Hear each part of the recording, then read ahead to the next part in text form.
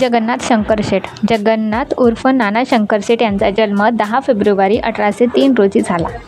जन्म दैवज्ञ ब्राह्मण कुटुंबात झाला. मूळ गाव ठाणे जिल्ह्यातील मुरबाड हे होय.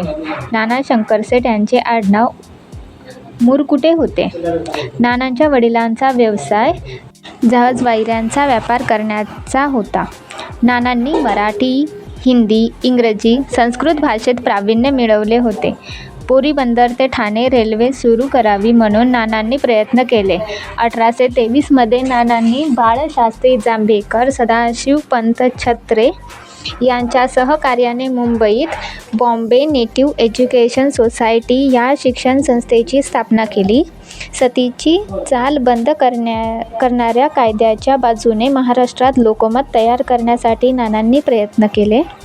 1836 मध्ये सरकारने सोलापूरची स्मशानभूमी शिवडीला हलविण्याचा निर्णय घेतला. हा निर्णय रद्द करण्यासाठी नानांनी प्रयत्न केले. नाना बोर्ड ऑफ एज्युकेशनचे सुरुवातीपासूनच शेवटपर्यंत सदस्य होते. 1845 मध्ये मुंबईत दादाभाई नौरोजी, डॉक्टर भाऊ दाजी लाड आणि विश्वनाथ नारायण मुंडलिक यांनी स्टुडंट्स लिटररी अँड सायंटिफिक सोसायटीची स्थापना केली. नानांनी या संस्थेला सर्वतोपरी मदत केली. मुंबईत ग्रॅट मेडिकल कॉलेज, एल्फिन्स्टन कॉलेज इत्यादी संस्थांच्या स्थापनेत नानांचा सहभाग होता. 1846 मध्ये मुंबईच्या म्युनिसिपल कमिशनवर नानांची नियुक्ती करण्यात आली. मुंबईत नानांनी मुलींची पहिली शाळा 1848 ला सुरू केली. 1852 मध्ये नाना शंकरशेठ व दादाभाई नौरोजी यांनी बॉम्बे असोसिएशन या संस्थेची स्थापना केली. ही संस्था आधुनिक भारतातील पहिली राजकीय संस्था होय. 1857 मध्ये मुंबई विद्यापीठ स्थापन झाल्यावर या विद्यापीठाचे पहिले फेलो म्हणून नानांनी नियुक्ती करण्यात आली. मुंबई इलाख्याच्या कायदेमंडळाचे पहिले हिंदी सदस्य म्हणून काम केले. ब्रिटिश सरकारने 1835 मध्ये नानांचा जस्टिस ऑफ द पीस ही पदवी देऊन गौरव केला. आधुनिक मुंबईचे निर्माते किंवा मुंबईचे शिल्पकार म्हणून नानांना ओळखले जाते. ॲग्री हॉर्टिकल्चरल सोसायटी व जॉग्रॉफिकल सोसायटीचा स्थापनेत सहभाग. आचार्य अत्रेंनी मुंबईचा अनभिषिक्त सम्राट म्हणून नानांचा गौरव केला. आचार्य बाळशास्त्री जांभेकर. बाळशास्त्रीचा जन्म पोंभुर्ले, तालुका राजापूर, जिल्हा रत्नागिरी येथे 1812 मध्ये झाला. बाळशास्त्रीचे संपूर्ण नाव बाळ गंगाधर शास्त्री जांभेकर असे होते. शिक्षण पूर्ण झाल्यावर अक्कलकोटच्या युवराजचे शिक्षक म्हणून निवड झाली. मुंबईच्या एल्फिन्स्टन कॉलेजात प्राध्यापक म्हणून नियुक्ती झाली. तेथे ते बीजगणित व गृहगणित हे विषय शिकवत. 1830 मध्ये त्यांची बॉम्बे नेटिव्ह एज्युकेशन सोसायटीचे डेप्युटी सेक्रेटरी म्हणून नियुक्ती झाली. तर 1832 मध्ये या संस्थेचे नेटिव्ह सेक्रेटरी म्हणून नेमणूक करण्यात आली. मुंबई विभागातील प्राथमिक शाळा तपासणी निरीक्षक, ट्रेनिंग कॉलेजचे संचालक इत्यादी पदावर त्यांनी काम केले.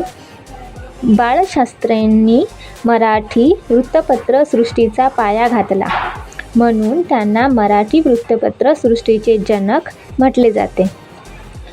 6 जानेवारी 1832 मध्ये बाळशास्त्रींनी दर्पण नावाचे मराठी भाषेतील पहिले वृत्तपत्र सुरू केले. दर्पण हे साप्ताहिक होते. ते इंग्रजी व मराठी अशा दोन्ही भाषेत प्रकाशित होत असे.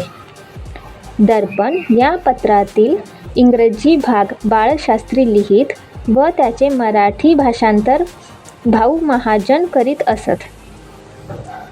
दर्पण हे वृत्तपत्र 1840 पर्यंत सुमारे 8 वर्ष चालू राहिले. लोकांमध्ये विज्ञानाचा प्रसार करण्यासाठी मे 1840 मध्ये जांभेकरांनी दिग्दर्शन हे मराठीतील पहिले मासिक सुरू केले. जांभेकरांनी मराठी भाषेतील पहिली पाठ्यपुस्तके रचली.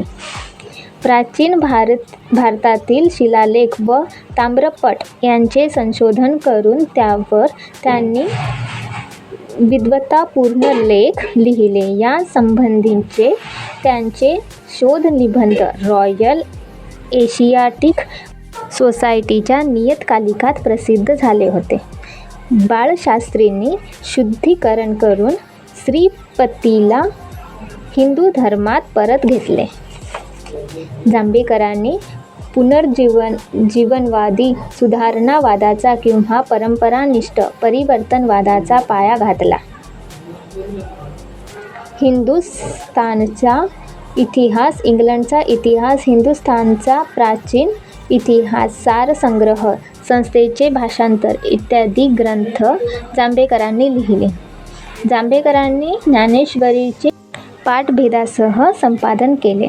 मराठी वृत्तपत्राचे जनक, आद्य समाजसुधारक, आद्य इतिहास संशोधक, राष्ट्रजागृतीचे अग्रदूत, सुधारणावादांचे प्रवर्तक, आधुनिक महाराष्ट्राचा आद्य कृषी, व्यासंगी पंडित इत्यादी बिरुदावलींनी जांभेकरांचा गौरव केला जातो.